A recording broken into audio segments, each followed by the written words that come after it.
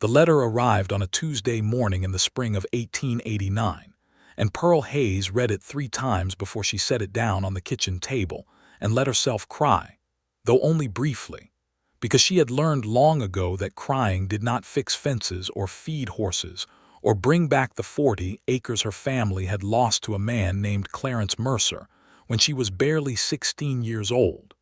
The letter was not from Clarence Mercer. Clarence Mercer had been dead for 2 years, according to the gossip that filtered through Redemption, Texas, the way all gossip did, slowly at first, then all at once, carried on the lips of traveling merchants and circuit preachers and women who lingered too long at the dry goods store.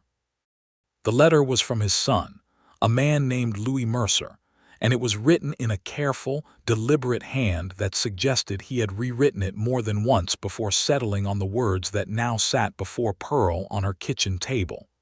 He wrote that he had been going through his father's affairs. He wrote that he had found documents, ledgers, and contracts that troubled him deeply.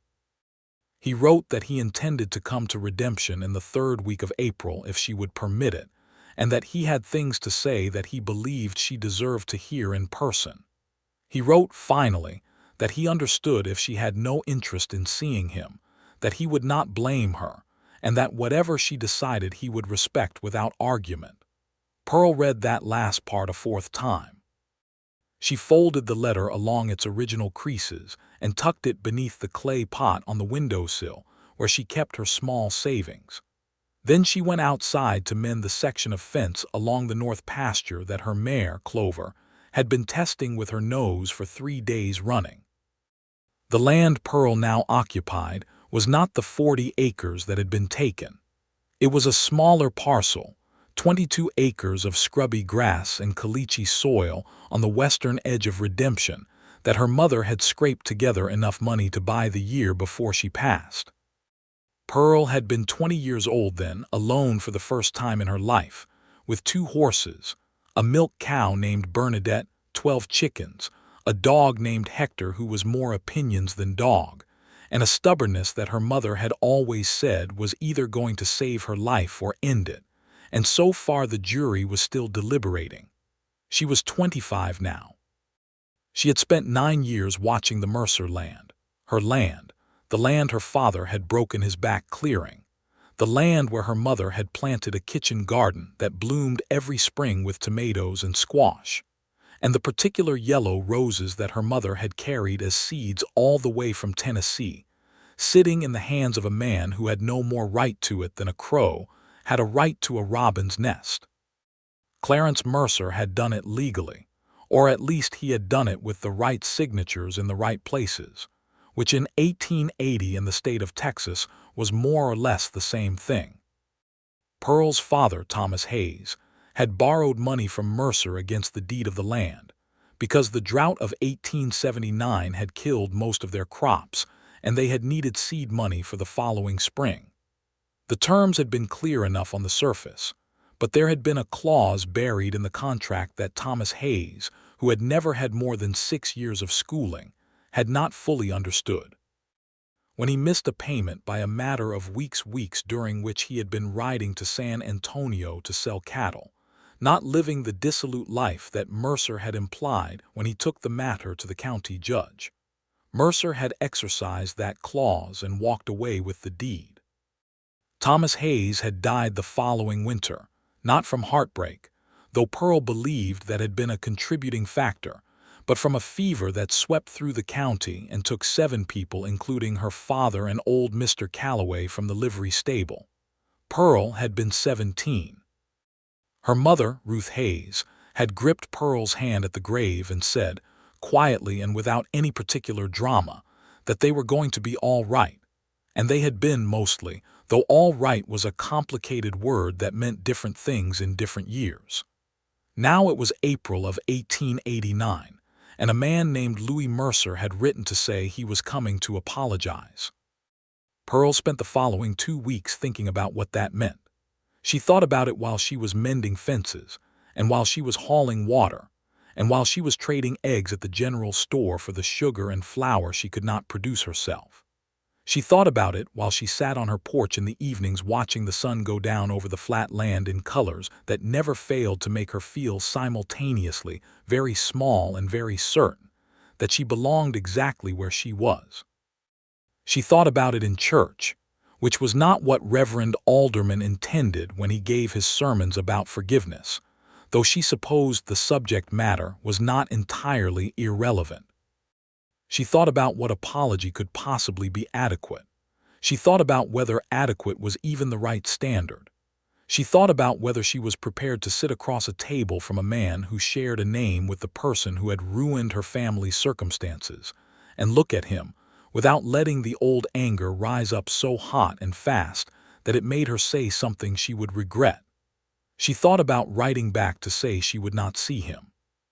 She got as far as taking out a piece of paper and unstopping the ink bottle before she realized that she had already decided, somewhere in the 12 lines of his careful letter, that she was going to let him come.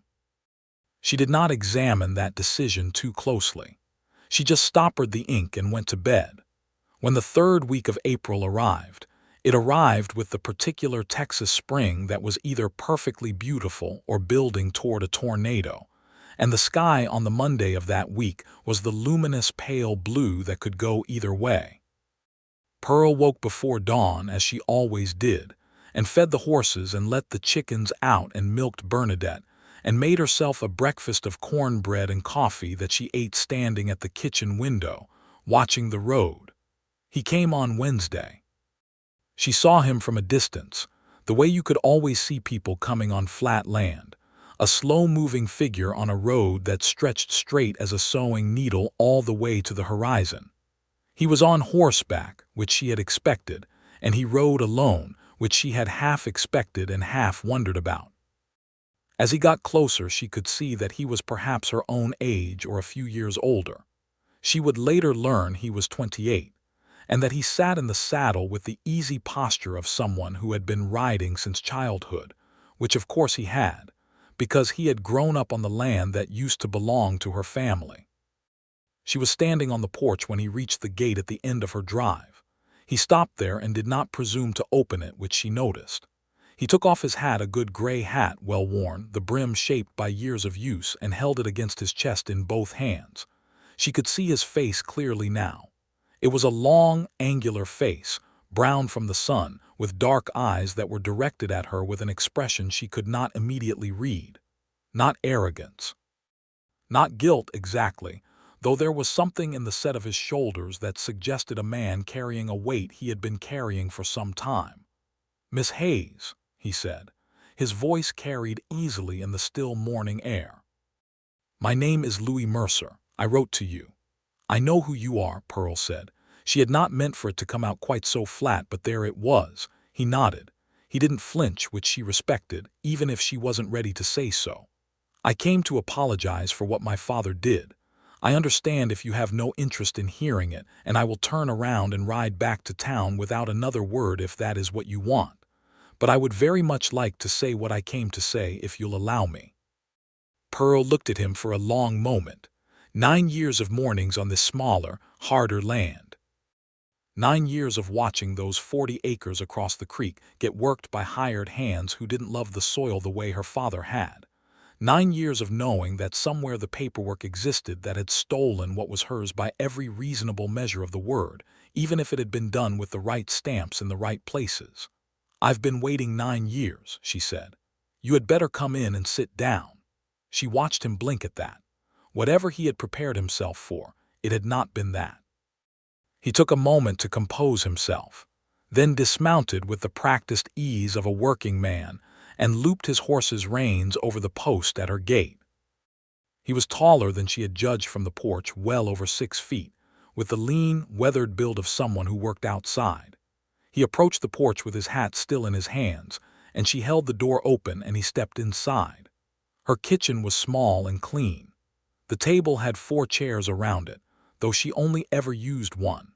She gestured to the chair across from the one she usually sat in, and he pulled it out and sat down and placed his hat on the table beside him with careful precision. Pearl went to the stove and poured 2 cups of coffee without asking whether he wanted any, because anyone who had ridden a day's distance deserved coffee regardless of why they had come, and she set one in front of him and sat down with her own. He wrapped both hands around the cup and looked at her, and she looked back at him, and neither of them spoke for a moment that stretched long enough to become something she would remember later, not uncomfortable exactly, but weighted like the pause before a door opens. "I found my father's ledgers last spring," Louis said, "after he passed. I had been working up in the Panhandle for 5 years before that. We weren't close." He paused. "That's not offered as an excuse, just as context." "All right," Pearl said. "The ledgers were detailed. My father was a meticulous man about money." His jaw tightened briefly. "He had documented every transaction he had ever made, including the ones with your father. I could see the full picture of what he had done. The payment that was missed by 11 days. The clause that he had added to the contract specifically to make it difficult to avoid. The fact that he had been watching your family's land for 2 years before he offered your father the loan, because he wanted the water access." Pearl was very still. She knew all of this, most of it anyway, but hearing it said aloud in plain language by the man who was the direct inheritor of the wrong made something tighten in her chest that she had not fully anticipated. "The creek," she said. "Yes. The section of the creek that runs through the North 40 was the only reliable water source for 2 miles in either direction. My father wanted it, and he took it through a method that was technically legal and completely without honor." Louis looked at her steadily. "I was 19 when it happened.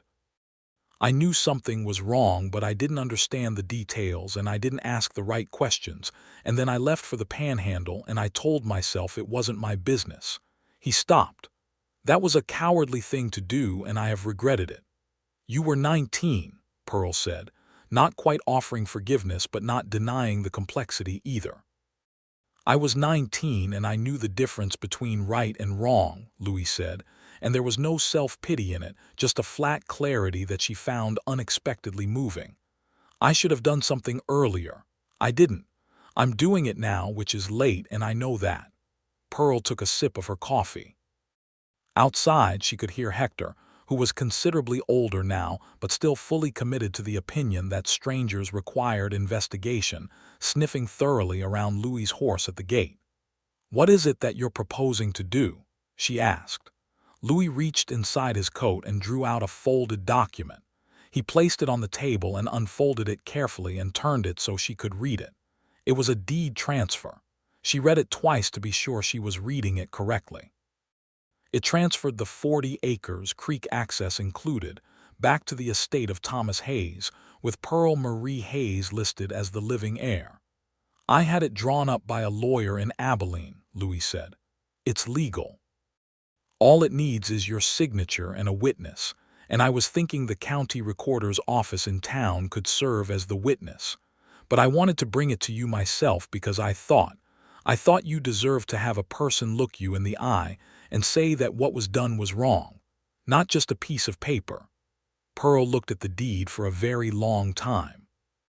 She looked at her father's name and her own name and the description of the land that she had grown up on, the land that still lived in her memory in precise detail, the exact placement of every fence post and the particular way the light fell on the creek in the late afternoon, and the smell of the soil after rain, which was different from the soil here, richer and darker, and still present in her memory like something that could not be taken even when the land itself was. Her eyes were burning. She did not let herself look away from the document because she did not want this man to see her cry, not yet, not until she understood what she was dealing with here. "Why now?" she said, and her voice was steady, which she was grateful for. "Your father has been dead 2 years. You've had these ledgers for a year. Why did it take until now?" Louis was quiet for a moment. "Partly because it took me time to sort through the legal complications. Partly because I had to sell some other land to cover the debts my father left behind and make sure this parcel was genuinely clear to transfer." He paused. "And partly because I was afraid you would slam the door in my face, and I had to work up to coming anyway." That surprised her into a short, involuntary sound that was almost a laugh. He looked at her, and there was the ghost of something wry and careful in his expression, as though he had hoped for exactly that reaction but hadn't counted on it. "That's honest," she said. "I'm trying to be," he said. Pearl looked at the deed again. "I need to read this carefully, all of it, and I need to think." "Of course," Louis said. He stood, picking up his hat. "I can wait outside, or I can come back tomorrow or any other time you want. This doesn't have to happen today." "Sit down," Pearl said. "You've ridden far enough. Drink your coffee. I'll read it here." He sat back down. She read the deed with the thoroughness she applied to anything that mattered, examining each clause and condition and the description of the land's boundaries, which matched her memory almost exactly. Louis drank his coffee and looked out the kitchen window and did not try to fill the silence with nervous conversation, which was another thing she noticed and stored away. She was perhaps 20 minutes into reading when Hector finally gave up on monitoring the horse and came inside through the back door, which Pearl had left ajar, and went immediately to investigate the newcomer. Hector was a large, battered, black and brown dog of thoroughly mixed heritage who had opinions about everyone and communicated them without ambiguity. He stood at Louis's knee and stared up at him with the intense assessment of a dog who had been the sole masculine presence on this property for 5 years. Louis held out the back of his hand slowly, without making a production of it.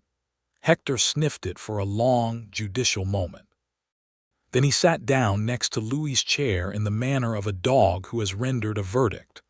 Pearl, watching this over the top of the deed, said nothing about it. When she had finished reading the document for the second time, she set it down and looked at Louis Mercer properly, as though she were seeing him fresh. "The water access on the north boundary," she said. "This description here, it covers the full width of the creek where it crosses, correct? Not just the banks." "Correct," Louis said. "I was specific about that with the lawyer. Your father needed that water for his cattle. So did your grandfather before him, according to the neighbors I talked to." "You talked to neighbors." "I wanted to understand what I was giving back," Louis said simply, "not just on paper. I talked to 3 families who knew your father and who remembered the land before my father took it. I wanted to know what it had meant." This was more than she had expected. She had expected an apology perhaps and a legal gesture, something formal and clean that allowed him to feel that he had discharged an obligation. She had not expected someone who had done research, who had talked to people, who had sought to understand the full weight of what he was returning. "Where are you staying?" she asked. "There's a boarding house in town, Mrs. Alderman's place." "Reverend Alderman's wife," Pearl said. "She sets a good table." "She does," Louis agreed. "The biscuits are exceptional." Pearl stood and took her cup to the stove for more coffee and refilled his without asking. She stood at the window for a moment, looking out at the north pasture, at the familiar scrubby grass, and the slight rise in the land toward the property line beyond which, if you kept walking, you would come eventually to the creek that cut through the 40 acres she had just been handed back on a piece of paper. "I would like to go with you to the recorder's office," she said. "Tomorrow morning, if that's agreeable." "It's agreeable," Louis said. She turned to look at him. "I'm going to tell you something, and I want you to understand I'm not saying it to make you feel worse than you already do. I'm saying it because I think the truth matters." "All right," Louis said. "My father died the winter after he lost that land. He got sick and his body didn't fight the way it should have, and I have always believed that losing the land had something to do with that. A man who has had the ground taken out from under him, it does something to a person." She paused. "My mother worked herself into an early grave to keep me housed and fed, and she never once said anything bitter about your father in my hearing, because she was a better person than I am most days, but I always knew what it had cost her." Louis did not look away. He did not offer a defensive word or a qualifier. He took what she said and he let it sit between them with the weight it deserved. "I'm sorry," he said, "not as a thing to say, as the truest thing I know how to say right now." Pearl nodded once. "I believe you," she said, and she found that she did. They did not speak much more that afternoon. She offered him supper because refusing food to someone who had ridden that far would have been a discourtesy that she had not been raised to practice, and he accepted without making a fuss about it. She cooked a simple meal, beans and cornbread, and the last of a cured ham she had been rationing for 2 weeks, and they ate at the table, and Hector sat between their chairs and received small tribute from both of them, which he accepted as his due. Louis helped her clear the table without being asked to, which she noticed. He washed his own cup and plate at the basin, which she also noticed. He asked about her horses, and when she described Clover's habit of testing fences with her nose, he said that he had once owned a horse who specialized in undoing latches with his lips and had escaped 3 separate barns in a single week, and the story made her smile properly for the first time that day. He rode back to town while there was still enough light to see the road, and Pearl stood on the porch and watched him go, a figure that shrank slowly against the wide, darkening Texas sky until he was just movement at the edge of her vision, and then not even that. She went inside and looked at the deed on the table for a long time. Then she went to bed and slept better than she had in months.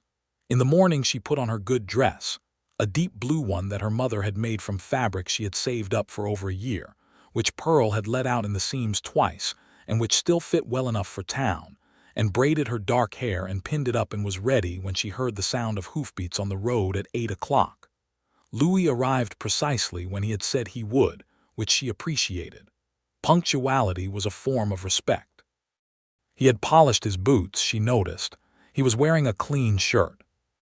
He held the gate while she came through with the deed folded in her coat pocket, and they rode to town side by side on the flat road with the spring morning opening up around them, the grass turning from gray to green as the sun climbed, the mesquite trees putting out their new leaves in a yellow-green so bright it almost hurt. "Did you sleep?" she asked. "Some," he said. "You?" "Better than usual," she said. He looked at her briefly. "I'm glad," he said, and meant it. They reached Redemption a little before 9. The town was modest even by the standards of West Texas in 1889, a main street of packed dirt with a general store, a saloon, a blacksmith's, a doctor's office, a church, a boarding house, and a collection of smaller businesses that changed hands with some regularity. The county recorder's office was in a low adobe building at the east end of the street, sharing a wall with the justice of the peace. The recorder was a narrow, meticulous man named Harold Prout, who Pearl had always found exactly as pleasant as his job required, and no more. He examined the deed with the careful attention of a man who had seen document fraud enough times to assume it as a first hypothesis, asked several pointed questions, sent his assistant for a second opinion on the seal from the Abilene lawyer, and finally, after 20 minutes of examination that felt to Pearl like standing in a high wind, stamped and recorded the document with the precise, self-important authority of someone who understood that his small office was the hinge upon which significant things sometimes turned. He handed Pearl her copy of the recorded deed with the same expression he might use when handing someone a receipt for a bag of feed. She took it. She looked at it. Her name, her father's name, the land. She was careful to wait until they were outside before she put her hand over her mouth and closed her eyes and took 3 very slow, very deliberate breaths, because the emotion that was moving through her was enormous and complicated, and she was not going to let it unhinge her in the middle of the main street of Redemption, Texas, in front of the hardware store and anyone who might be walking past. Louis stood beside her, a little to her left, and he did not say anything or try to comfort her or make it smaller than it was. He just stood there, close enough that she could feel the warmth of his presence in the spring morning, and waited.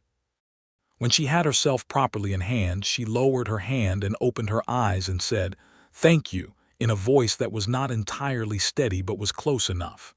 "You're welcome," he said quietly, no performance in it. They were standing on the board sidewalk when a voice cut across the street toward them.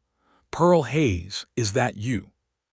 Pearl turned to see her neighbor, Margaret Solis, coming out of the general store with a basket on her arm and an expression of the particular alert curiosity that Margaret wore whenever she sensed a story. Margaret was 43 years old, had been widowed 7 years prior, and was the closest thing Pearl had to a friend in redemption, a relationship conducted primarily through traded supplies, shared labor during difficult seasons, and the occasional Sunday supper. Margaret's eyes moved between Pearl and Louis with the speed and thoroughness of a woman who had raised 5 children and missed nothing. "Who's this?" she asked, with the directness that Pearl had always found either refreshing or alarming depending on the circumstances. "Louis Mercer," Louis said, extending his hand. "Good morning, ma'am." The name registered on Margaret's face with a brief, unmistakable flicker. She shook his hand, but her eyes went to Pearl with a question in them. Pearl gave her the small nod that meant later, which Margaret accepted because she understood conversational economy. "We've just been to the recorders," Pearl said, and held up the deed and watched Margaret's eyes go wide. "The 40 acres," Margaret said. "The 40 acres," Pearl confirmed. Margaret looked at Louis Mercer with an expression that Pearl could not fully read. It was not warmth exactly, not yet, but it was the beginning of a reassessment. "You've got your mother's garden plot back," Margaret said to Pearl. Pearl had not thought of it in those terms until that moment, and she found she needed another one of those deliberate breaths. "Yes," she said, "I suppose I do." The three of them stood on the sidewalk for a moment in the morning sunlight, and then Margaret said she had biscuits in the basket that were still warm if they wanted any, and they stood on the sidewalk in Redemption, Texas, in April of 1889, and ate warm biscuits while the town went about its mourning around them. And it was not grand or dramatic, but it was real, and Pearl thought it might be one of the moments she would remember. Louis remained in Redemption through the end of that week, which was longer than Pearl had anticipated when she had thought about his visit in the abstract.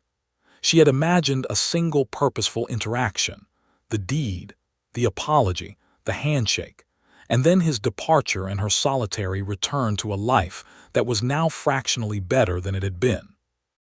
She had not imagined the series of days that followed, each one bringing him back to her property with some new practical purpose that she could not entirely pretend was just pretense. The first day after the recording, he came and asked if he could walk the 40 acres with her, not as a statement of ownership, but as a way of seeing what she was inheriting. And she said yes because she had not yet walked it herself, and she wanted company for that particular walk. They crossed the dry creek bed that marked the eastern boundary of her smaller parcel and walked together into the land she had last walked as a child, and it was changed in some ways. The hired hands had kept it functional but not loved, and there were sections of fence that needed work and a stretch near the creek where the bank had eroded badly. But the bones of it were the same, the rise and fall of it, the way the mesquite grew in clusters along the fence lines, the particular smell of the creek soil. And Pearl walked through it in silence for the most part with Louis beside her, and she did not try to explain what it meant because she did not have words adequate to the task, and he did not ask. Near the old fence post where her father had carved his initials, TH, when he had first staked the property, she found it by memory, third post from the corner going north. She stopped and put her fingers on the carved letters and stood very still for a while. Louis stood a few feet back and gave her the space without being told to. The second day he came and spent the morning helping her repair the section of fence along the north pasture that Clover had been pushing at. He arrived with wire and pliers and worked without fuss, and Pearl found herself working alongside him in a rhythm that developed without particular effort, and they talked while they worked, not about the land or his father or any of the heavy things, but about smaller things, the drought that the newspapers were predicting for the summer, the price of beef at the Abilene markets, whether the tornado signs she'd been reading in the morning clouds were reliable or just old wives' habit. He knew about weather. Not in the way that men sometimes talked about weather to fill space, but actually knew it, the way a man who had worked open country for years learned to read the sky as a practical skill. He told her about a storm he had ridden out in the Panhandle in 1884, The way the light had turned that particular greenish yellow before the wind hit, and she told him about the time she had been caught in a flash flood coming back from town in 1886 with all her seed money in a saddlebag, and how she had made it home more or less intact, but the seed money had been substantially redistributed among the creek's aquatic residents. He laughed at that. It was a genuine laugh, not the polite kind, and it changed his face, loosened something in his expression that had been careful and contained since he'd arrived. On the third day, Margaret Solis came over with a proposal that was only partly charitable. She needed help rehanging a barn door that had come off its hinges in a windstorm 2 weeks prior, and she had heard from the blacksmith, who had heard from Mrs. Alderman, that Pearl had a capable man visiting. Pearl relayed this to Louis with a warning that Margaret was perfectly capable of hanging her own barn door, and was primarily interested in getting a closer look at him. And Louis said that he didn't mind an audience and the door probably needed hanging regardless of the motivation. So they went. Margaret fed them lunch afterward, a prodigious lunch of the kind that Margaret always produced as though effort and ingredients were both unlimited, which they were not, but she cooked as though they were. And during that lunch, she cross-examined Louis Mercer with the systematic thoroughness of someone who considered herself, not unreasonably, to have a protective interest in Pearl's well-being. She asked where he had grown up, which he answered. She asked what he had been doing in the Panhandle, which he answered cattle, primarily, working for a ranch near Tascosa for 4 years before the big die-up of 1886 and 1887 had reduced the operation by half, after which he had done a variety of things, including a season of driving supply wagons between Abilene and Fort Worth.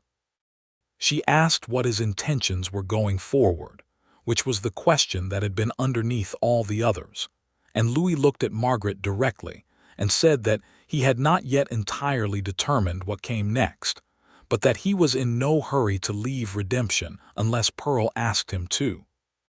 There was a silence in which Margaret looked at Pearl and Pearl looked at her coffee cup, and Hector, who had followed them to Margaret's because he went where he pleased, thumped his tail on the floor once. "Well," Margaret said, with the tone of a woman filing information for future reference. "More coffee."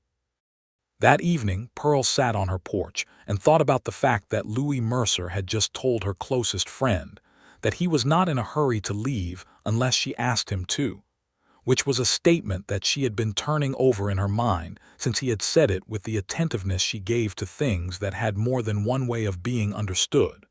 She had been alone for 5 years. Before that, there had been her mother. Before her mother, her father. Pearl had spent her entire conscious life working and worrying and fighting in the small, daily ways that constituted survival on the frontier, and she had done it without bitterness mostly, and without the luxury of pretending that the world was other than it was. She was not a woman who had spent those years waiting to be rescued or yearning for something she could not name. She was not that kind of woman. But she was 25 years old, and she was sitting on her porch in the blue Texas evening, and there was a man who had done something she had not thought possible, who had sat across from her and looked her in the eye and said that what was done to her family was wrong, and then had done something about it. And she would have been dishonest with herself if she'd pretended that she felt nothing about that beyond gratitude. She felt a great many things about it. She was not yet sure what to do with most of them. Louis came back on the 4th day and on the 5th. And on the 5th day he stayed through the afternoon and helped her move a pile of lumber. She had been intending to relocate from the side of the barn to the back for the better part of a year, because it was one of those tasks that required more than 2 hands, and she had not had more than 2 hands available. While they worked, he asked her what she intended to do with the 40 acres now that it was hers, and she told him the things she had been thinking about. That she wanted to clear a section near the creek for a kitchen garden in the spring, that she had the idea of expanding her small cattle operation if she could afford the stock, that she was thinking of whether the restored water access changed the economics of the whole parcel enough to make something more substantial possible. He listened with the quality of attention that she had come to recognize in him over the course of the week, thorough, not performative, the kind of listening that involved thinking about what you had heard rather than simply waiting for your turn to speak. And then he made suggestions, not as instructions or corrections, but as the contributions of someone who had spent years working land and had knowledge worth offering. And she listened to those and took some and questioned others. And the conversation had the particular pleasure of talking to someone who knew things and was not condescending about knowing them. "You'd need a second water trough along the fence line if you're going to run cattle on the North 40, he said, pointing. "The creek is accessible there, but the approach is steep enough that the older animals won't use it in dry season." "I noticed that the bank is eroded," she said. "There's a place about 40 yards east where it's shallower. We could build a trough there with a short lead from the water. It wouldn't take long." She looked at him when he said "we," and he met her eyes without looking away, and they were both, she thought, entirely aware of what the word meant in context. "I'd need to get the lumber for it," she said, because she was not a woman who jumped without looking. "I can get the lumber," Louis said, and that was how it began in earnest. He stayed in redemption.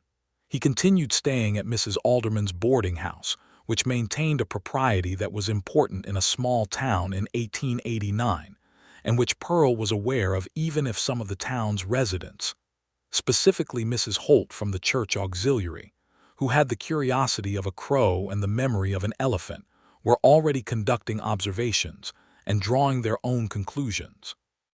Pearl did not particularly care what conclusions Mrs. Holt drew. But she was aware that the town was watching, and she conducted herself accordingly, which in practice meant that Louis came to her property in the mornings and worked alongside her, and they talked and occasionally laughed, and sometimes sat together on the porch in the late afternoon with coffee.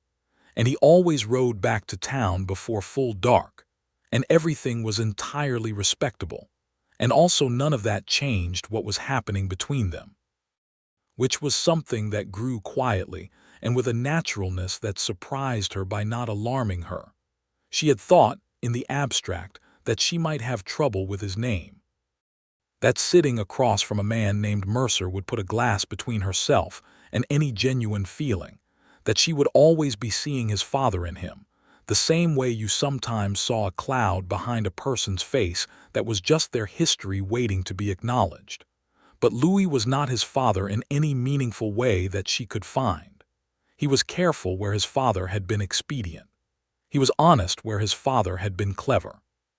He worked beside her with the respect of someone who understood that this was her land and her life, and his presence in it was a privilege to be earned, not a position to be assumed. That understanding, that he understood the nature of his position, was perhaps the thing that mattered most. 3 weeks after he had first ridden up to her gate, on a warm evening that had stayed light unusually late for the time of year, they were sitting on the porch together with the remains of supper on the table inside, and Hector sprawled between their chairs in his customary position of supreme and satisfied ownership of all surrounding territory, when Louis said, without particular preamble, "I want to ask you something, and I want you to know that if the answer is no, I will understand and I won't make it awkward." Pearl looked at him over the rim of her coffee cup. "That's a great deal of preparation for a question," she said. "Some questions warrant it," he said. "Ask it then," she said. He looked at her with those dark eyes that had been, she had come to understand, the means by which he communicated the things he did not quite know how to put into words, and said, "I would like to stay, not at the boarding house. I mean in Redemption, near here. I'm asking if that's something you'd welcome or something you'd prefer I didn't do." Pearl was quiet for a moment. The evening was doing that particular Texas thing where the colors went extraordinary, and then soft, and then the stars began to show themselves one at a time against the darkening blue. She had been thinking about this, not the specific question but the shape of it, since the afternoon he had said "we," and she had let it stand. "There's a parcel of land adjacent to the 40 acres, she said, on the other side. It's been empty since the Kavanaugh family left for New Mexico 2 years ago. I don't know what they're asking for it. Louis was very still for a moment. Then he said, "I could find out." "You could," she said. He looked at her with the beginning of a smile that was careful and genuine at once, the kind that understood it was early. "That's not a no," he said. "That is very much not a no," Pearl said. He found out about the Kavanaugh parcel the next day. The land was available, owned now by a bank in Abilene that had been trying to sell it for 18 months at a price that came down when Louis made a reasonable offer, and the bank accepted it because a reasonable offer now was worth more than an ideal offer that might never materialize. Louis signed the papers at the end of April. He spent the better part of May building a house on the Kavanaugh land, which sat about a quarter-mile from Pearl's own house, a proximity that was close enough to be practical and far enough to be appropriate by the standards of a town that was watching with considerable interest. Margaret came over twice to help Pearl think through what kind of man would choose to build in a particular way, and both times concluded that the way Louis was building carefully, with good materials, a solid foundation, rooms that suggested permanence, said something specific about his intentions. Pearl knew what it said. She appreciated that it was said in action rather than just in words. She helped him on several occasions, not because she lacked things to do on her own land, but because she had found that the state of being near him had become, over the course of May, something that she actively sought rather than simply responded to when it presented itself. This was a discovery about herself that she examined with the thoroughness she applied to everything and found to be true. He brought her things sometimes, not extravagant things, not the kind of gestures that were about impressing someone, but practical things that he had noticed she needed. A new length of rope because hers was wearing through at one end. A tin of good coffee from the general store because he had been there anyway and he knew how she started her days. A cutting from a yellow rose bush that old Mr. Finch at the edge of town had offered when Louis mentioned, at some point in a conversation Pearl had not been present for, that his neighbor had once had a kitchen garden with yellow roses that had been her mother's. When he appeared at her gate with the rose cutting wrapped in damp cloth, she looked at him for a long, wordless moment. He was slightly uncertain. She could see, not insecure, but aware that this particular gesture had a specific weight to it. "Mr. Finch says it's a climbing variety," Louis said. "It would need a proper support to grow against, but I thought." "I know exactly where to plant it," Pearl said, and took it from him with a care that told him everything he needed to know about whether he had guessed right. She planted it against the south wall of her house that same afternoon, in the spot where the sun was most reliable, in soil that she prepared with the seriousness of someone who had been waiting a long time to plant this specific thing. Louis crouched beside her while she settled the roots in, handing her things as she needed them, and when she had firmed the soil around the base of the cutting and sat back on her heels, he was looking at her with an expression that was open and warm and carrying something that was not yet stated but was, she thought, fully formed. "Pearl," he said. "Louis," she said. He reached out and tucked a strand of dark hair that had come loose from her braid back behind her ear, with a touch that was so gentle and so careful that it made something in her chest open like a window. She turned to look at him fully, and he was close, the afternoon light on his face, and he looked at her with the question in his eyes that he was decent enough not to press without her answer. She leaned forward and kissed him, because she was not a woman who waited when she knew what she wanted. He was very still for half a second and then he kissed her back, and it was warm and unhurried and tasted like the afternoon and the good Texas spring. And Hector, sitting 3 feet away, made a low sound that could have been approval and could have been comment but was definitely an opinion. When they sat back, they were both smiling. Not the careful, measured smiles of the early weeks, but open ones, a little dazzled, the kind that are difficult to contain when something you had been moving towards slowly and deliberately turns out to be exactly what you thought it was. "I have been thinking about doing that," Louis said, "for several weeks." "I know," Pearl said. "Was it that obvious?" He looked briefly rueful. "To me," she said, "which is the only person it was relevant to." He laughed, and it was the full-throated laugh that she had been cultivating since the first time she heard it, and she thought she could spend a considerable portion of her future life working toward that sound without it ever getting old. The summer of 1889 was, as predicted, dry. The drought settled over West Texas in June and did not lift until October, and it tested everyone in the county in the ways that droughts always had and always would: shorten the grass, stress the cattle, drew down the water, push people to the edge of what they had put by for difficult times. Pearl and Louis both lost animals, though not as many as some of their neighbors, partly because the creek access, now properly Pearl's, the water flowing across her land into the shared watershed, provided a margin that made the difference between scraping through and real disaster.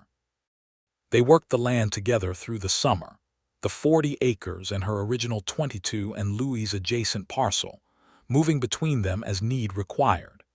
It became a natural economy of labor and resources that would not have been rational between strangers, and made every kind of sense between two people who were spending most of their waking hours in the company of someone who had become, without the need for elaborate declaration, the central person in their world. Margaret Solis watched all of this with the satisfaction of someone who had made a private assessment early and was being proved correct on every point. She had Pearl and Louis for supper at least once a week, and she fed them magnificently and asked Louis questions that were sometimes pointed and sometimes simply curious, and he answered them all with the straightforwardness that Margaret had decided was his most valuable quality. One evening in August, when the heat was relentless and the sky was a white haze, and they were sitting on Pearl's porch because the house held the heat worse than the outside, Louis said, with the same non-preamble quality that she had come to recognize meant something significant was coming, "I'd like to ask your permission to speak to Reverend Alderman." Pearl did not answer immediately, not because she was uncertain, but because the moment deserved more than the first words that came. "About what specifically?" she said, though they both knew. "About marrying you," Louis said, "if you'll have me." The evening was enormous and still around them. Somewhere in the distance a whippoorwill was doing its particular insistent thing in the dusk, and Hector was sleeping on his side near the door in the attitude of a dog who has done his work and is now off duty. The 40 acres lay to the east, silent in the heat, and somewhere on that land were her father's initials carved into a fence post, and the beginning of a kitchen garden that was going to need a good soaking rain before the tomatoes would do anything. "I'll have you," Pearl said. They were married on the 15th of September in 1889, in the Redemption Church, with Reverend Alderman performing the ceremony and Margaret Solis standing as Pearl's witness, and a young man named Caleb Torres, who had worked with Louis briefly during the supply wagon years, and had ridden down from Abilene specifically for the occasion, standing as Louis's. Mrs. Holt from the church auxiliary attended, as did most of the town, because a wedding in Redemption was a significant community event, and because the story of how it had come about, Clarence Mercer's son coming to give back what his father had stolen, had traveled through the county the way stories traveled, and had taken on the particular warm quality of a narrative that people wanted to believe was possible. Pearl wore her mother's blue dress, which she had let out one more time at the waist, and which still fit the way her mother had made it to fit, because Ruth Hayes had had an eye for the future when she sewed. She stood at the altar with Louis beside her in the good clothes he had gotten in Abilene, not a new suit, because a man working land in 1889 did not have unlimited money for new suits, but a well-fitted coat and clean trousers and the gray hat that she had come to associate so entirely with him that she would have recognized him at a great distance by the shape of it. And Reverend Alderman spoke the words and they said them back. And Pearl found that she meant every one of them with the exactness of someone who had thought carefully about what they were committing to, and found it to be what she wanted. Afterward there was a gathering at Margaret's house, because Margaret had announced that she was providing the wedding supper, and this was not a topic for discussion. And there was food in quantities that defied any reasonable estimate of Margaret's kitchen capacity. And there was music from a fiddle player named Rodriguez who could keep people dancing for 3 hours without repeating a tune. And the evening went on long into the night with the laughter and conversation and dancing that marked the good occasions, the ones that were worth remembering. Pearl danced with Louis, and she danced with Margaret, and she danced once with old Mr. Finch, who moved with surprising lightness for a man of 72. Louis danced with Pearl and with Margaret, and then spent an extended and apparently serious conversation with Caleb Torres that Pearl watched from across the room with the comfortable knowledge that she could ask him about it later, and he would tell her exactly what they had talked about because he was constitutionally unable to be evasive with her, which she had found to be one of the most reliable things about him. They went home, their home, which had been Pearl's house throughout the summer, but was now understood to be both of theirs, with the plan to finish Louis's house on the Kavanaugh land as a proper structure before the winter. And the night was clear and cool for the first time in months, the drought breaking slightly around them as though in acknowledgement of an occasion. And Pearl stood in the doorway of her house in the September dark and felt the weight of the last 9 years and also its resolution. Not the erasure of what had been hard, but the firm closing of a long open door, and the opening of a new one that she was walking through with her hand in Louis's hand.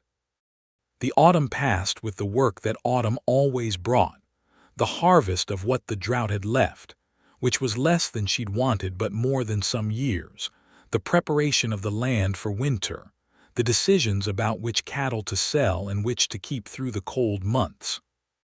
Louis finished the structure of the house on the Kavanaugh land, and they agreed, after discussion, that it would be more practical to complete the interior over the winter and use it as additional storage in the meantime, and to make Pearl's house their primary home. The house Louis had built became in practice a working building on their expanded operation, which was now, with both land parcels and the 40 acres, one of the larger family operations in their part of the county. Pearl planted the yellow rose cutting that Louis had brought her, and through the hot summer it had gone dormant and sulked, but in the cooler days of late September it put out 3 new leaves, and Pearl considered this an excellent sign. Margaret Solis came for Sunday dinner most weeks, and occasionally brought her youngest daughter, Clara, who was 17, and in the first stages of what Margaret described as a situation involving the blacksmith's apprentice, which she wanted Pearl's opinion on.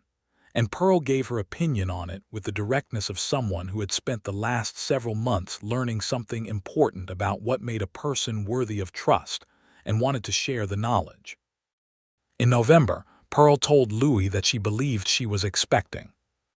She told him in the kitchen in the morning over coffee, which was where they had most of their most important conversations, and she watched his face go through a sequence of expressions that moved from startled to comprehending to something that was luminous with a happiness so complete and unself-conscious that it moved her more than any eloquent declaration could have. He reached across the table and took her hand in both of his and said, "Pearl," and that was all he said for a moment, and it was entirely sufficient. She squeezed his hand and said, "Don't make a production of it," which was what she said when she was moved and didn't want to cry over breakfast. "No production," he agreed, and then promptly went outside and split the entire winter's supply of firewood in a single morning, which was his version of composure. The winter of 1889 going into 1890 was cold and long but not catastrophically so, the kind of winter that tested you but was survivable with proper preparation, which they had made. They were inside together through the storms, and Louis read aloud in the evenings from the books that Pearl had accumulated over the years. She had been collecting them from the traveling bookseller and from the church's small lending library since she was 16, and they talked about the reading and about plans for the spring, and about the names they might give a child, the same way you talked about such things when you had someone to talk to who was genuinely interested in your opinion. They agreed that if it was a boy, they would name him Thomas, for Pearl's father. Louis said this without any prompting from Pearl, which she appreciated more than she said at the time, and told him much later.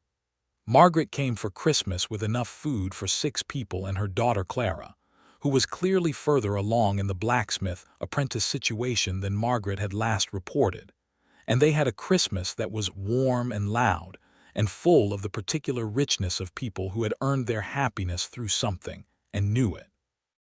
In the spring, Pearl's kitchen garden went in the 40 acres, the section near the creek that she had cleared in the fall, where the soil was dark and good, and held water the way the caliche of her smaller parcel never quite had.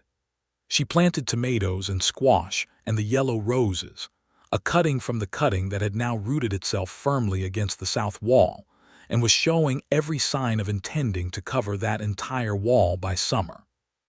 She planted a second kitchen garden on the 40 acres with the specific intention of giving it her mother's name in her head, which she did not tell anyone except Louis, and he did not make it sentimental, just nodded and helped her dig the beds. In June of 1890, their son was born, Thomas Hayes Mercer, named for the grandfather he would never meet but whose initials were carved in a fence post on the north end of a piece of land that had come back to the family it had always belonged to. He was born at home with the assistance of the doctor from Redemption and Margaret Solis, who declared herself an indispensable element of the proceedings, and was not wrong. He was a large, healthy baby with dark hair like his father and gray eyes like his mother's father, and he came into the world with the decisive energy of someone who had places to be and things to get on with. Louis held his son that first evening with the careful reverence of a man who has been trusted with something precious and knows it, and Pearl watched him from the bed, tired and warm and entirely satisfied in a way she did not have words for, and thought about how a single letter had started this. A letter from a man careful enough to write and rewrite until he found the honest words, and how she had read it 3 times and then gone to mend a fence, and how the fence had still needed mending, but the thing the letter had set in motion had become this room, this man, this child, this life that was hers and was good. Hector, who had been permitted into the bedroom on the basis of his senior status in the household, came and put his graying muzzle on the edge of the bed and looked at the baby with an expression of the most comprehensive resignation, as though he had known this was coming and had accepted it but wanted his feelings acknowledged. "He'll be good for you," Louis told Hector seriously. "Someone to supervise." Hector exhaled heavily and went to his corner. The summer of 1890 was better than 1889. The rains came properly, and the grass was good, and the cattle were fat, and the kitchen garden produced extravagantly. Pearl stood in her mother's garden on the 40 acres on an afternoon in July with Thomas on her hip, fat and cheerful and extremely interested in the tomato plants, and she looked at the yellow roses that had, as promised, taken thorough and enthusiastic possession of the south wall of her house, and she thought about her mother and her father and the long hard years, and she thought about the document on her kitchen table that had her name on it and the 40 acres on it. And she thought about the man in the field 50 yards away who was fixing a section of fence along the north boundary, with the same quiet thoroughness that he brought to everything. She thought about how the good things in life were frequently built on top of the hard things, how the soil that had been broken and damaged sometimes grew something stronger the second time, and how the full story of a place or a person was never just the loss or just the recovery, but the way those two things lived together and eventually, if you worked at it with enough care and enough honesty, became the ground for something worth growing. She set Thomas down in the grass near the garden fence where he could pull at the grass with his fingers and practice being outraged about the limitations of a 9-month-old's mobility, and she walked over to where Louis was working and stood beside him, and he looked up at her with the particular quality of attention he had always given her, the kind that made her feel entirely seen without being examined. "Fence looks good," she said. "This section does," he said. "There's a stretch along the creek side that needs work. We'll get to it," she said. He reached out and took her hand for a moment, the way he did sometimes without ceremony, and she stood beside him in the July heat on the land that was hers, that was theirs, and felt the whole weight and breadth of the life they had built on top of everything that had come before, and found it to be solid and true and more than adequate for everything she had hoped it might become. It was 2 years later, in the autumn of 1892, when they sat down to talk properly about the future of the operation. Thomas was walking by then, with the particular aggressive confidence of a 2-year-old who has decided that furniture is an obstacle course, and Pearl was expecting their second child, which she had told Louis about with the same morning coffee directness she had used the first time, and Louis had split a fence's worth of wood again, which they had both found funny. Louis had been corresponding with Caleb Torres in Abilene, who had information about land prices in the county to the north, and ideas about expanding their cattle operation in a way that would require capital investment they were not yet in a position to make, but might be within 3 years if the prices held. They sat at the kitchen table, the same table where it had all started 3 years before, with papers spread between them and coffee and Thomas, asleep in the room down the hall. And they talked about the future in the specific, practical terms of people who knew how to make things work, and had enough history together to understand each other's thinking without needing to walk through every step. "If we hold the northern pasture for 3 more years," Pearl said, tracing a line on the rough map Louis had drawn, "the grass will be back to full capacity and we can run double the current number." "That's what Caleb thinks based on the land up there," Louis agreed. "The water access is the variable. If we get 2 more dry summers, we extend the trough line along the creek," Pearl said. "We talked about this in the spring. We'd need the lumber." "I know where to get the lumber," Pearl said, and smiled at him, and he smiled back with the ease of a man who is entirely comfortable in his life and knows it.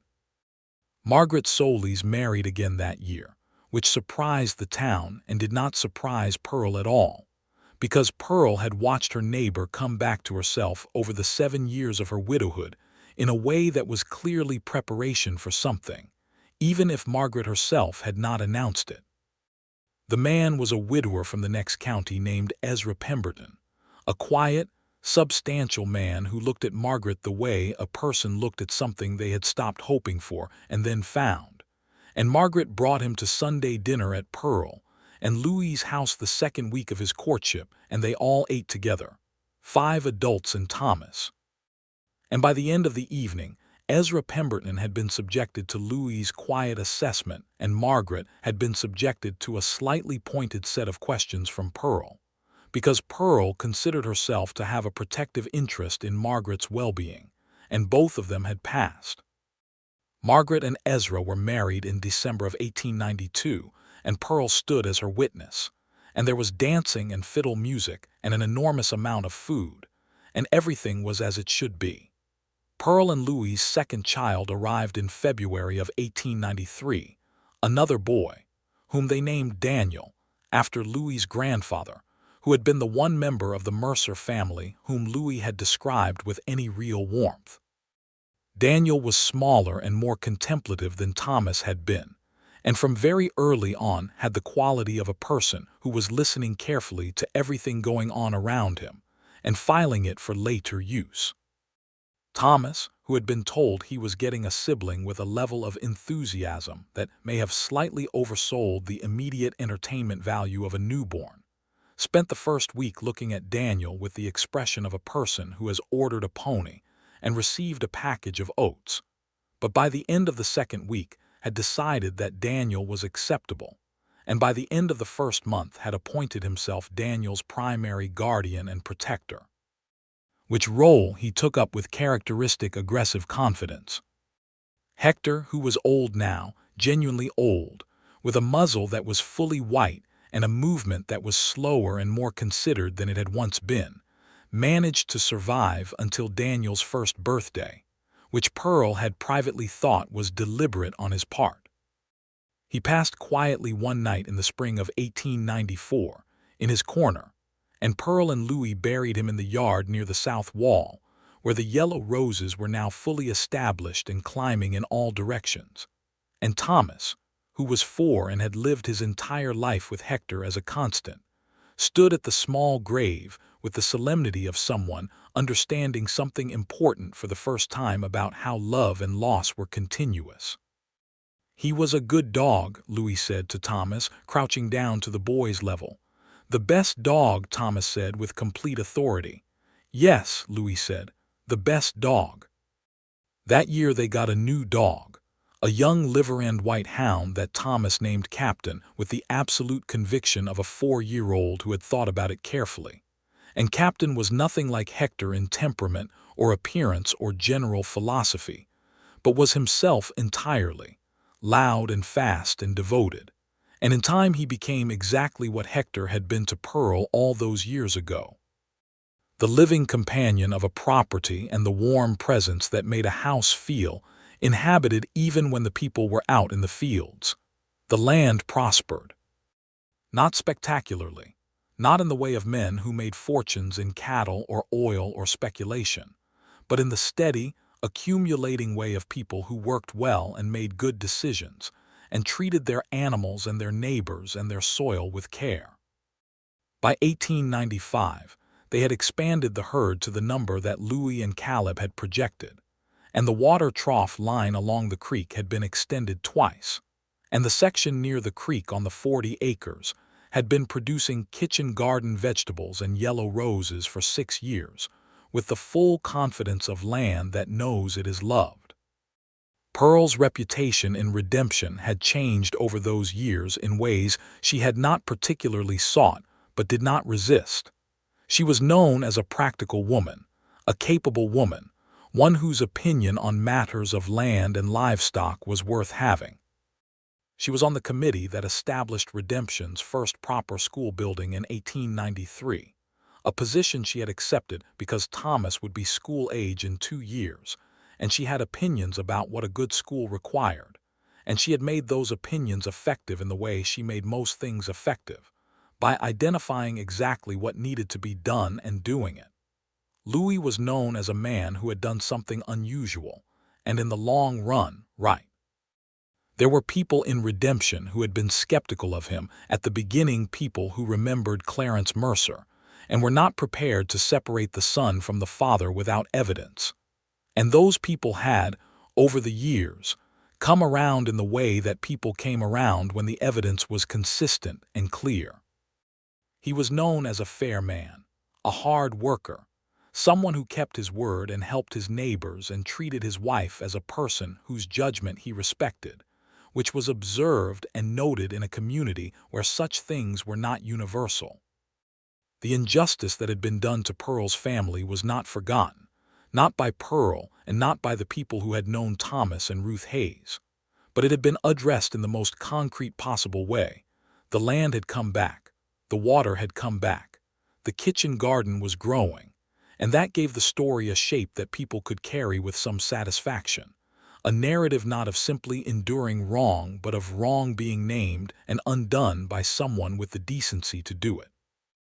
Louis and Pearl talked about his father sometimes, not often, but when it came up naturally in the way things did, when Thomas asked questions about his grandfathers, for instance, because children asked questions, and the answers had to be shaped with care. They told Thomas about his grandfather Thomas Hayes, about the land and the work and the quality of his laugh that Pearl could still reconstruct precisely in her memory.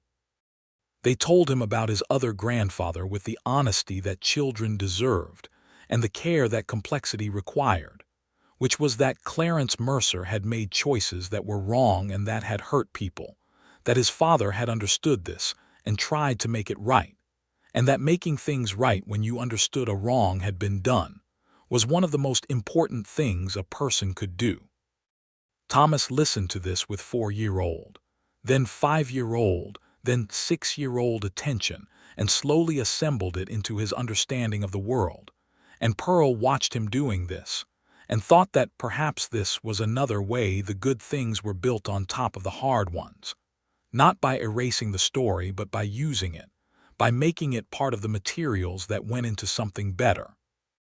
In the summer of 1895, Pearl stood on the porch of her house in the early morning, as she had stood on this porch on 10,000 mornings, and looked out at the land she had spent her life working and protecting and recovering. The 40 acres lay to the east, green in the early morning light, the kitchen garden in full summer production, and the yellow roses climbing everything they could reach with the tireless ambition of something that has found good soil and intends to use it completely. The mesquite was in flower along the fence lines, that particular sweetness that was West Texas in June, and somewhere in the north pasture she could hear the cattle moving, and closer to the house she could hear Thomas and Daniel engaged in a disagreement about something that she did not yet need to mediate. She heard Louis come through the back door and cross the kitchen and come out onto the porch, and he stood beside her with his coffee, and they looked at the morning together in the easy silence of two people who had shared enough mornings that silence was its own form of conversation. "It's a good day," Louis said. "It's going to be hot," Pearl said. "Still a good day," he said. She looked at him, this man who had ridden up to her gate on a Tuesday in April 6 years ago with his hat in his hands, and a piece of paper that he had rewritten more than once. And she thought about all the distance between that morning and this one, the accumulated weight of everything that had been built and grown and worked and loved in the years between, and she felt something that was contentment in the deepest possible sense. Not the absence of difficulty, because there was always difficulty. That was simply the nature of a life lived in full, but the settled, certain knowledge that she was exactly where she was supposed to be, with exactly the person she was supposed to be with on. Exactly the land that was hers. "Louis," she said. "Pearl," he said. "I'm glad you wrote that letter," she said. He looked at her. That open, warm, entirely genuine look that she had been on the receiving end of for 6 years and intended to be on the receiving end of for a great many years more. "So am I," he said, "more than I know how to say." She leaned against his shoulder, and they stood together on the porch in the June morning, while the day opened itself around them, wide and generous, and full of the ordinary, extraordinary particular of this life. They had made the arguments from the north pasture resolving into laughter, the dog barking twice at something, and then stopping, the kitchen garden coming into full color as the sun cleared the far horizon, the yellow roses doing exactly what her mother had always wanted them to do. The sun was full up when Pearl went back inside and found her two boys at the kitchen table in a state of competitive biscuit consumption, and decided not to mediate after all, just stood in the doorway and watched them with the full, warm satisfaction of a woman who had fought for this and won it, and knew the difference between the two. Louis came in behind her and put his hands on her shoulders briefly, and she turned and looked at him, and they were, in that moment, completely happy. Not in the way of people who have never known difficulty, but in the way of people who have known it thoroughly and come through to the other side, and found it to be exactly as worth it as they had hoped, the land under their feet solid and true, the future wide and open, the past resolved into something that could be carried without bitterness, as foundation and instruction, and the long, patient proof that the right kind of work on the right kind of ground, done with honesty and care, and the courage to name a wrong and try to undo it, could grow something that lasted. That was the whole of it, and it was enough, and it was more than enough. And on a June morning in West Texas in 1895, with two boys arguing cheerfully about biscuits and a yellow rose taking thorough possession of the south wall and 40 acres of recovered land beginning their 7th year of growing back into the family they had always belonged to, Pearl Hayes Pearl Mercer, now. Though she had kept her given name for all practical purposes, because her mother had given it to her, and she intended to honor that, stood in her kitchen in the sunlight and let herself feel the full, settled, unambiguous weight of a life that was genuinely and completely hers, and she found it to be exactly right.